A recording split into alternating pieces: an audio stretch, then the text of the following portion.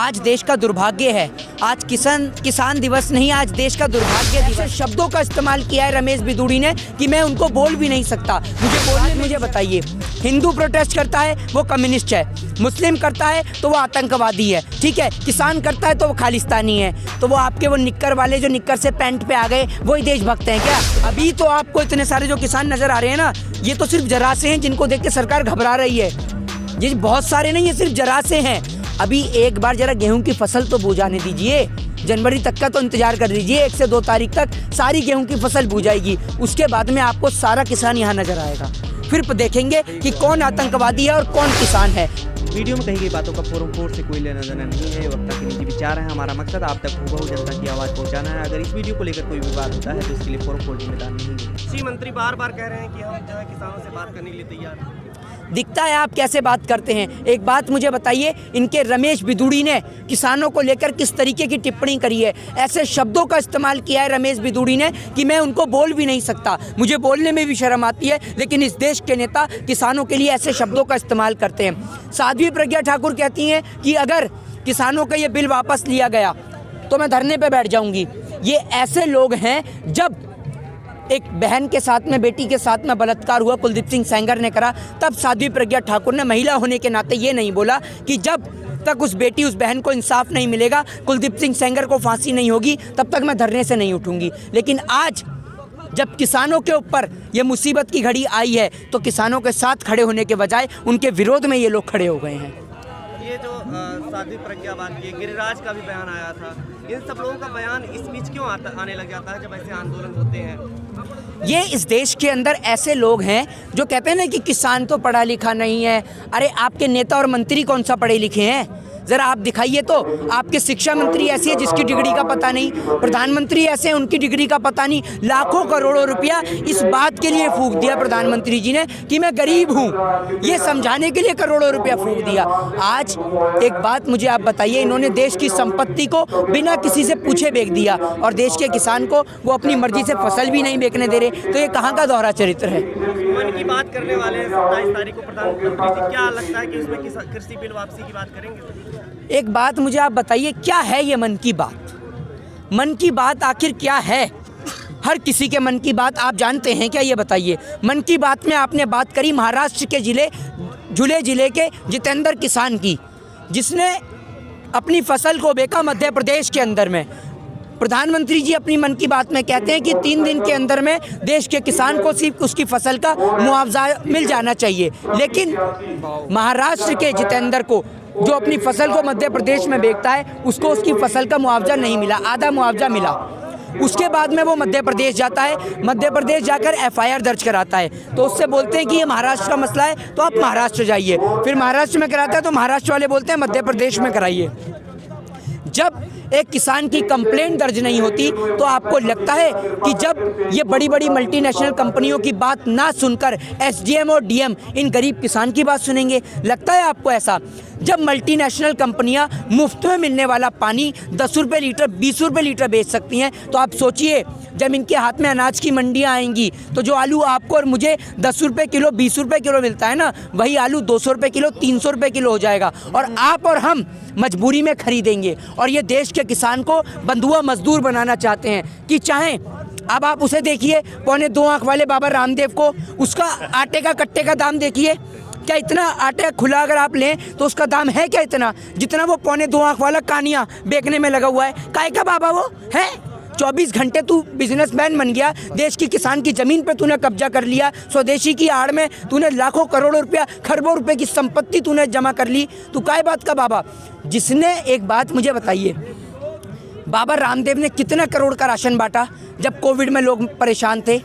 बहन बेटियों ने सड़क पे बच्चों को जन्म दिया, कितने का राशन बांटा इस कानिया ने?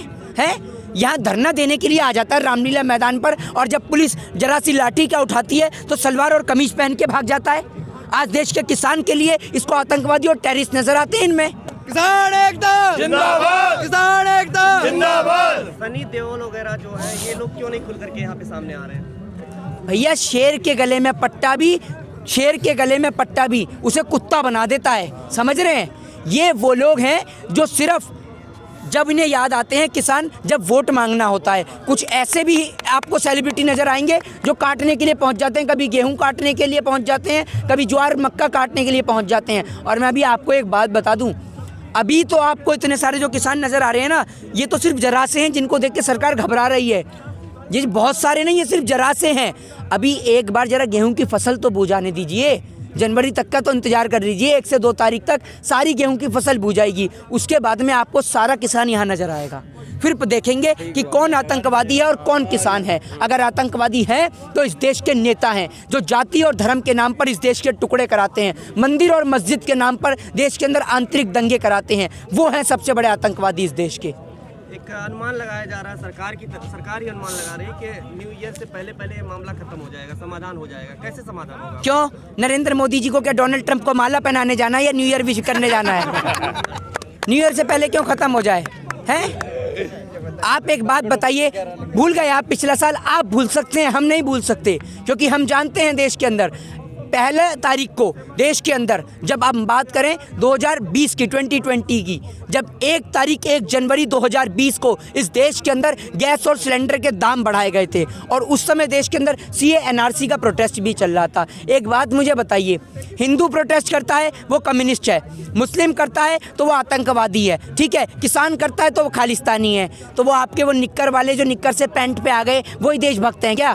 बाकी सारे आतंकवादी हैं? आप सर्टिफिकेट बांट रहे हैं क्या कौन आतंकवादी है कौन देशभक्त है? आपके मालेगांव बम ब्लास्ट की आरोपी, जिसके ऊपर मालेगांव बम ब्लास्ट का आरोप लगा था, वो आज कह रही है कि अगर किसानों का बिल ये पास हो गया तो मैं धरने पे बैठ जाऊंगी। आप एक बात बताइए, ऐसे लोग जो इस देश के अंदर शहीदों का अपमान कर सकते हैं, शहीद हेमंत करकरे जैसे लोग का अपमान कर सकते हैं, जो नेता इस देश के अंदर शहीदों का सम्मान नहीं कर सकता, किसान का सम्मान नहीं कर सकता, वो किसी का सम्मान नहीं कर सकता। अडानी अंबानी का जो बहिष्कार हो जाए उत्पाद का, उसका क्या फर्क पड़ रहा है? अब आपको दिख रहा है कहीं? अंबानी और अडानी, जिस तरीके से आपने श्रवण कुमार का नाम सुना होगा, जिसने अपने माता पिता को पूरे देश की यात्रा कराई थी, अपने माता पिता को।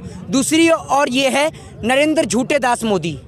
ये झूठे दास मोदी का क्या है, ये एक कंधे पे अंबानी को और दूसरे कंधे पे अडानी को बिठाकर पूरे देश से माल लूट लूट कर उनके झोले में भरे जा रहे हैं और पैक कराए जा रहे हैं। एक बात मुझे बताइए, आप अंबानी और अडानी की बात करने में लगे हुए हैं प्रधानमंत्री जी, और इस देश के किसान को खतरे में डालने में लगे हुए हैं।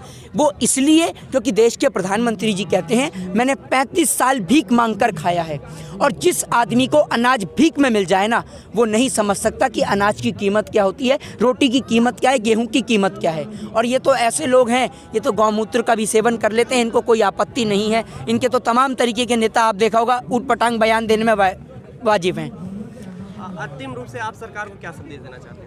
देश की सरकार को सिर्फ यही कहना चाहेंगे कि आप देश के किसान से दोनों हाथ जोड़कर नतमस्तक होकर माफ़ी मांगिए और देश के किसान से बोलिए कि वापस अपने खेतों की ओर लौटे और वापस अपनी फसल को उगाने का कार्य शुरू करें। आज देश का दुर्भाग्य है, आज किसान दिवस नहीं, आज देश का दुर्भाग्य दिवस है।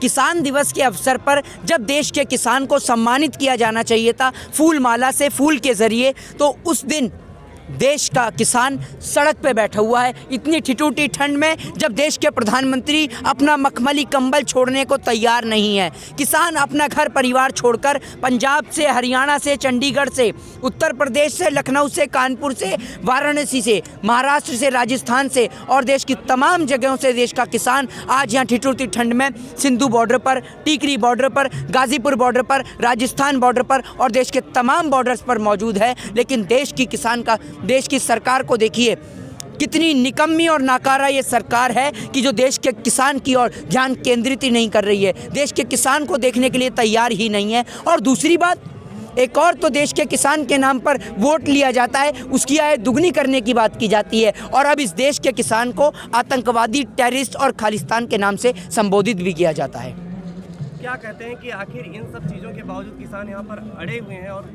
सरकार भी पीछे नहीं हट रही है? एक बात मुझे बताइए, क्या किसान की मांग गलत है? आपको लगता है क्या किसान की मांग गलत है? मुझे तो सरकार की नीयत गलत लगती है। सरकार जो इस देश के किसान को बंधुआ मजदूर बनाना चाहती है उन्हीं के खेत के अंदर। एक बात मुझे बताइए, बिजली फ्री है या नहीं है? बिजली आप ये देखिए, बिजली को आज प्राइवेट कंपनियों ने खरीद लिया है। जब बिजली को प्राइवेट कंपनियों ने खरीद लिया है तो किसान के खेत में जब बिजली का टावर लग रहा है तो किसान को उसका पैसा क्यों नहीं मिलना चाहिए? क्यों नहीं देते? जब अगर एक किसी आदमी के छत पे जियो का टावर लग रहा है तो उसे पैसा मिलता है, तो जब किसान के खेत में बिजली का टावर लग रहा है और बिजली प्राइवेट कंपनी के हाथ में चली गई तो देश के किसान को पैसा क्यों नहीं मिलता? बताइए, आप इस बात का जवाब दीजिए। और आप इस देश के किसान को मारने में लग रहे हैं, आप देश के किसान को खालिस्तानी बताने में लग रहे हैं। जिसका बेटा सरहद की हिफाजत करते हुए शहीद हो जाए और उसका पिता यहाँ धरना दे रहा हो, तो क्या उसका पिता आतंकवादी है, खालिस्तानी है?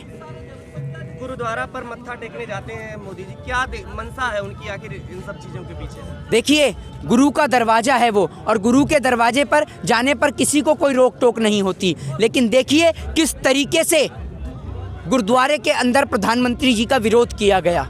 आप ये देखिए, जब गुरुद्वारे के अंदर आप जाते हैं तो वहाँ पर सर्दी के समय में जूट का कारपेट बिछा होता है।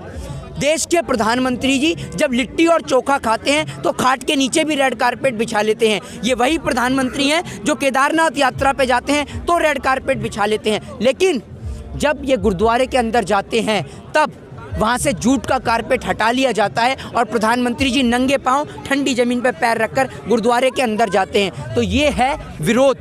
उसके बाद जब पंजाबी में बोला जाता है वो प्रधानमंत्री जी को समझ में नहीं आता कि क्या बोला और क्या नहीं। बस देश के प्रधानमंत्री जी इसमें हाँ में हाँ मिलाने लग जाते हैं। प्रधानमंत्री जी की पुरानी कला है। इन्हों का क्या है, अगर ये सैनिक के बीच में आपको नज़र आ गए तो वहाँ जाके कहते हैं मैं सैनिक बनना चाहता था। डॉक्टर के बीच में नज़र आ गया ये आदमी तो कहेगा मैं डॉक्टर बनना चाहता था। वकील के बीच में नज़र आएगा तो कहेगा मैं वकील बनना चाहता था। सारे काम तुम ही कर लोगे तो हम क्या चाय पकौड़े और चौकीदारी ही करते रहेंगे? हैं, सारे काम तो तुम ही करने के लिए तैयार हो जाते हो। देश के प्रधानमंत्री जी सिर्फ पगड़ी लगा लेने से या गुरुद्वारे में जाने से कोई किसानों का सम्मान नहीं करने लग जाता। अगर आपको किसान का सम्मान करना है तो आप आइए किसान के बीच में और यहाँ आकर जनसंवाद कीजिए देश के किसान के बीच में। खबरों में बने रहने के लिए फोरम 4 को सब्सक्राइब करें और नोटिफिकेशन पाने के लिए बेल आइकन दबाएं।